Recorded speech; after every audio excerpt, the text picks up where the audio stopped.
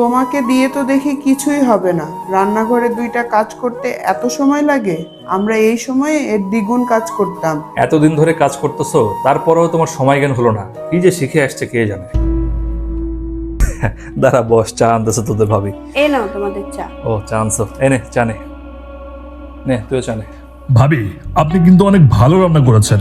অনেক তৃপ্তি করে খেলাম আজকে অনেকদিন পর। রান্না তো ভালো হবেই রে। ওর কি রান্না করা ছাড়া অন্য কোনো কাজ আছে? সংসারের কোনো চিন্তা তো নাই, সব চিন্তা তো শুধু আমাদেরই। আচ্ছা তোমরা চা খাও, কিছু লাগলে জানাও।